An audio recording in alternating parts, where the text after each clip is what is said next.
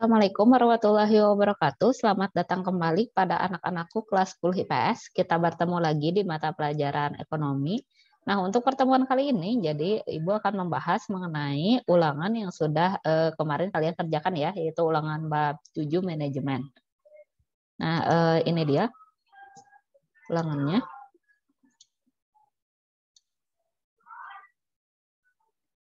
Nah, jadi kalian sudah melihat ulangannya ya. Ini dia ulangan harian bab 7 manajemen. Nah, jadi soalnya itu terdiri dari 20 soal ya. 20 soal. Soal yang pertama di sini dikatakan fungsi manajemen adalah penetapan tugas dan pengendalian wewenang yang mengakibatkan semua pihak yang terlibat dapat digerakkan untuk mencapai tujuan. Nah, maka fungsi manajemen yang dimaksud di sini adalah kata kuncinya di sini adalah menggerakkan semua pihak gitu. Menggerakkan semua pihak untuk mencapai tujuan. Nah, berarti di sini kan berkaitan dengan karyawan atau orang ya, maka harus dapat mengorganisasi karyawan tersebut agar dapat mencapai tujuan. Maka jawabannya di sini adalah pengorganisasian atau yang A ya. Oke, lanjut ke yang kedua. Jadi yang kedua di sini adalah fungsi manajemen ini adalah membandingkan hasil yang dicapai dengan perencanaan, mengukur prestasi dengan standar yang telah ditetapkan, dan mengambil tindakan korektif jika diperlukan. Nah, fungsi manajemen yang dimaksud adalah di sini kita bisa melihat ya bahwa di soalnya itu membandingkan hasil yang dicapai dengan perencanaan. Berarti di sini sudah ada kegiatannya ya, karena sudah ada hasil yang dicapai. Kemudian perencanaannya juga sudah berjalan di sini ya. Kemudian di sini juga ada mengukur prestasi dengan standar yang telah ditetapkan, berarti ada standar tertentu dan prestasinya juga di sini ada beberapa yang sudah dicapai dan juga mengambil tindakan korektif jika diperlukan. Berarti ini solusinya ya, solusinya dari semua ini. Nah, maka manajemen yang bisa melihat kesalahan atau bisa mengoreksi kesalahan pada saat sesudah berjalan, maka manajemen yang dimaksud di sini adalah manajemen controlling atau pengawasan ya, manajemen pengawasan. Karena manajemen controlling ini bisa dilakukan jika kegiatannya itu sudah berjalan. Seperti itu. Lanjut ke yang berikutnya, itu yang ketiga. Di sini pimpinan melakukan kegiatan untuk menggerakkan karyawan agar bekerja sesuai dengan tujuan yang telah ditetapkan. Usaha yang dilakukan adalah memberi motivasi kerja yang ini nggak beres ya soalnya. Motivasi kerja yang bagaimana maksudnya ya. Nah, di sini kata kuncinya pimpinan melakukan kegiatan untuk menggerakkan karyawan. Berarti tidak jauh berbeda dengan yang pertama di sini ya. Untuk menggerakkan, maka jawabannya juga sama, yaitu organizing atau pengorganisasian. Oke, soal yang berikutnya. Soal yang berikutnya di sini, ciri-ciri seorang pemimpin yang demokratis adalah pemimpin yang demokratis ya. Sedangkan di sini pilihannya itu ada ciri-ciri gaya pemimpin yang otoriter dan demokratis. Otoriter berarti pemimpin tersebut tidak melibatkan bawahan dalam mengambil keputusan. Jadi statusnya itu hanya sebagai majikan dan buruh ya. Tapi kalau demokratis itu berarti mengapresiasi bawahan ya, mengapresiasi bawahan. Jadi lebih demokratis gitu dalam mengambil keputusan ya, mengajak bawahannya. Nah, kita lihat di sini karena yang ditanyakannya demokratis, berarti yang lebih mendekati demokratis ya ciri-cirinya. Yang pertama, pemimpin yang menampung pendapat bawahan. Nah, ini sudah betul, ini masuk ke demokratis ya. Yang kedua, atasan tidak memerlukan pendapat bawahan. Berarti ini yang kedua ini otoriter. Yang ketiga, pimpinan dan bawahan adalah satu tim. Nah, ini juga demokratis. Yang keempat, bawahan hanya dianggap sebagai pelaksana. Yang keempat ini otoriter. Yang kelima, pimpinan selalu mendengar keluhan-keluhan bawahannya. Berarti jawabannya adalah nomor 1, nomor 3, dan juga nomor 5. Nah, kita cari di sini ada ya yang C. Jadi jawabannya 1, 3, dan 5 yang C. Lanjut yang berikutnya, nomor 5. Nomor 5, menjawab pertanyaan untuk what, why, where, when, who, dan how. Atau 5W 1H ya. Ada pertanyaan yang harus dijawab dalam hal menetapkan kegiatan. Di sini pertanyaan-pertanyaannya mendasar ya, seperti apa yang akan dilakukan oleh manajemennya gitu. Kenapa dilakukan pekerjaan itu dan lain-lain ya. Berarti ini terjadi sebelum kegiatannya terlaksana gitu. Maka hal seperti itu disebutnya adalah perencanaan. Jadi ini jawabannya C, perencanaan. Seperti itu. Lanjut ke soal nomor 6. Dewasa ini menjamur bisnis kafe dengan berbagai tema. Sasarannya pelajar dan mahasiswa. Dalam beberapa bulan terakhir, kafe milik Desi terjadi penurunan omset penjualan. Hal ini disebabkan banyaknya pilihan tempat bersantai kaula muda. Untuk memperbaiki kondisi ini, unsur manajemen yang harus dibenahi oleh Desi adalah di sini ada memperbaiki sistem kerja dan manajemen kafe. Sepertinya ini bukan ya, karena memperbaiki sistem kerja berarti ini masalah internal ya, masalah di dalam kafenya. Sedangkan kita lihat di sini hal ini disebabkan banyaknya pilihan tempat. Berarti di sini banyak pesaing ya. Maka yang harus dilakukan Desi, coba kita lihat yang kedua, memperbaiki promosi agar produk lebih dikenal. Nah, ini lebih tepat ya. Mengapa? Karena ini solusinya lebih ke eksternal gitu. Jadi melakukan promosi sehingga bisa menyaingi tempat bersantai yang lain ya. Jadi jawabannya adalah yang B. Oke, lanjut ke soal nomor 7. Kegiatan-kegiatan di bawah ini yang berhubungan langsung pada manajemen produksi adalah manajer suatu perusahaan melakukan kegiatan-kegiatan berikut ini. Yang pertama itu adalah menempatkan perusahaan dalam pelayanan. Yang kedua, melakukan pelayanan purna jual. Yang ketiga, persediaan bahan baku. Yang keempat, mendesain proses. Yang kelima, pengendalian mutu. Dan yang keenam, memilah lapisan pasar. Nah, sedangkan di sini yang ditanyakannya adalah yang berhubungan langsung pada manajemen. Nah, yang pertama ini menempatkan perusahaan dalam pelayanan. Sepertinya bukan ya. Nomor 1 ini bukan. Kemudian yang berikutnya juga nomor 2 melakukan pelayanan purna jual. Nah, nomor 2 juga bukan ya. Nomor 3 persediaan bahan baku. Nah, ini masuk karena ini berkaitan langsung dengan manajemen ya. Yang keempat mendesain proses juga masuk karena ini ada di prosesnya. Yang kelima pengendalian mutu juga ini masuk ya, atau yang controlling tadi, yang manajemen pengawasan. Yang pengendalian mutu juga masuk. Yang keenam memilah lapisan pasar. Nah, ini juga bukan ya yang keenam. Berarti jawabannya yang berhubungan langsung dengan manajemen produksi adalah persediaan bahan baku, mendesain proses, dan pengendalian mutu. Yang harus dipahami di sini bahwa manajemen produksi adalah manajemen yang berkaitan dengan pembuatan produk, barang atau jasa ya. Biasanya produknya lebih ke barang gitu. Karena itu pilihannya yang mendekati adalah nomor 3, 4, dan 5. Yang ini, yang E. Oke, lanjut yang berikutnya. Nomor 8. Jadi di sini soalnya adalah pengurus OSIS salah satu SMA di Kota Bogor memiliki rencana tahunan berupa pagelaran pentas seni dan pasar hasil karya siswa. 3 bulan sebelum acara dilaksanakan, panitia menyusun dan mengajukan proposal yang berisi tata cara pelaksanaan kegiatan serta anggaran penerimaan dan pengeluaran dana kepada pihak sekolah. Kegiatan yang dilakukan panitia tersebut merupakan penerapan salah satu fungsi manajemen, yaitu, nah, di sini kita bisa melihat bahwa kegiatannya itu belum berjalan. Jadi ini baru mengajukan proposal yang berisi isi dari kegiatan itu nantinya seperti apa gitu. Nah, berarti bisa kita pahami di sini bahwa di sini adalah perencanaan gitu. Berarti perencanaannya ya, manajemen perencanaan yang pertama. Berarti forecasting bukan, controlling bukan, dan jawabannya yang ini ya, yang C, yaitu planning. Seperti itu.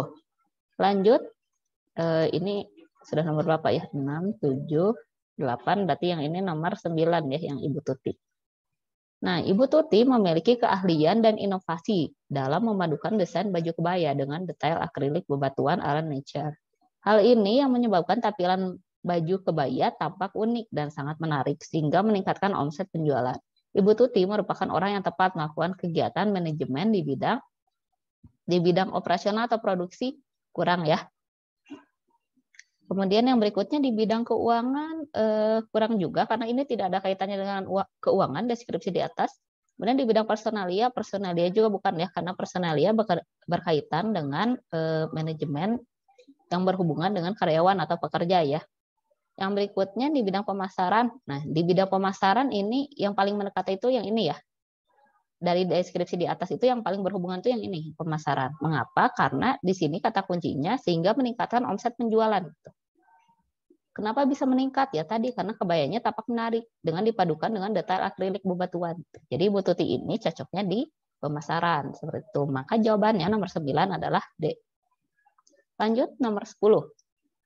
Nomor 10 di sini total quality control atau TQC merupakan hasil pemikiran Armand Feigenbaum yang dikemukakannya pada tahun 1965. Menurut pendapatnya, pengendalian dimulai dari perancangan produk. dan berakhir jika produk telah sampai ke tangan pelanggan yang puas ya. Prinsip utamanya adalah quality is everybody's job. Pengendalian mutu adalah salah satu bagian dari manajemen. Nah, pengendalian mutu tadi sudah dibahas ya di atas ya. Pengendalian mutu di sini mana tadi? Nah, di sini ada di poin nomor 5 ya. Tadi kan di sini pilihannya adalah manajemen produksi, poinnya 3, 4, 5 karena berkaitan dengan proses pembuatan si produknya. Si pengendalian mutu ini atau QC berarti jawabannya itu sudah jelas ya. Jawabannya adalah manajemen produksi yang A. Seperti itu, lanjut ke nomor 11. Di sini nomor 11 ada pemimpin yang demokratis, adalah pemimpin yang ini juga sudah dijelaskan di atas. Di sini pilihan yang pertama itu adalah mengambil keputusan dengan kemauan sendiri. Nah, ini bukan ya, ini otoriter. Yang kedua, menggunakan kekuasaan untuk memutuskan sesuatu. Nah, ini juga otoriter. Yang ketiga, mengambil keputusan tanpa memperhitungkan bawahan. Ini masih otoriter. Dan yang keempat, mengakomodasi pendapat bawahan. Nah, jawabannya ini ya, yang D. Atau menampung pendapat bawahan ya. Ini nomor 11 D. Yang berikutnya, nomor 12. Hal yang diperbincangkan adalah bahan baku dan penggunaan teknologi. Proses mendapat output merupakan hal yang diulas dalam bidang manajemen. Nah, ini bahan baku dan penggunaan teknologi. Proses mendapat output merupakan hal yang diulas dalam bidang manajemen, berarti dapat kita pahami ya di sini bahwa manajemennya itu belum berjalan. Mengapa? Karena hal yang diperbincangkan gitu. Berarti di sini belum terjadi isi manajemennya. Gitu. Maka di sini masuknya manajemen perencanaan seperti itu. Karena belum terjadi ya. Ingat kalau misalkan deskripsinya menunjukkan bahwa kegiatannya belum terjadi, itu pasti sudah jelas ya manajemen perencanaan. Yang berikutnya nomor 13, kepuasan pelanggan. Servis setelah penjualan dan promosi adalah kegiatan yang terdapat pada bidang manajemen A. Personalia. Personalia sepertinya bukan ya, karena personalia itu berkaitan dengan sumber daya manusia yang dipakai oleh perusahaan, berarti berkaitan dengan karyawan perusahaan. Sedangkan di sini kepuasan pelanggan. Pelanggan itu kan orang eksternal ya, bukan dari dalam perusahaan gitu. Berarti personalia bukan. Keuangan juga, servis setelah penjualan dan promosi adalah kegiatan. Ini kan tidak ada kaitannya dengan keuangan ya, tidak ada kaitannya dengan omset penjualan di sini juga. Berarti keuangan juga bukan. Yang berikutnya pemasaran. Kepuasan pelanggan, servis setelah penjualan dan promosi. Nah, kalau ada kata promosi ini berkaitan dengan pemasaran ya, sudah jelas. Maka jawabannya adalah C, seperti itu. Nah, yang berikutnya nomor 14. Nomor 14, sasaran manajemen pada dasarnya adalah memperoleh hasil yang efisien dalam aspek. Nah, di sini tenaga dan waktu kurang ya. Yang berikutnya material yang digunakan kurang juga. Jadi ini tuh sebenarnya betul, tapi tidak lengkap gitu. Nah, kita cari yang lengkap. Oh, ini ada yang C nih. Tenaga, waktu, dan material yang digunakan. Berarti ini udah mencakup pilihan A dan B ya. Ini disatukan jadi yang C. Jawabannya yang betul adalah yang C berarti. 14 C. Lanjut ke 15. Unsur manajemen yang berkaitan dengan cara melaksanakan pekerjaan dalam mencapai suatu tujuan yang telah ditentukan. Disebut, nah di sini kata kuncinya sederhana sekali ya. Cara melaksanakan pekerjaan. Berarti sudah pasti jawabannya itu adalah metode atau metode gitu. Jadi nomor 15 jawabannya adalah A. Lanjut di sini ke nomor 16.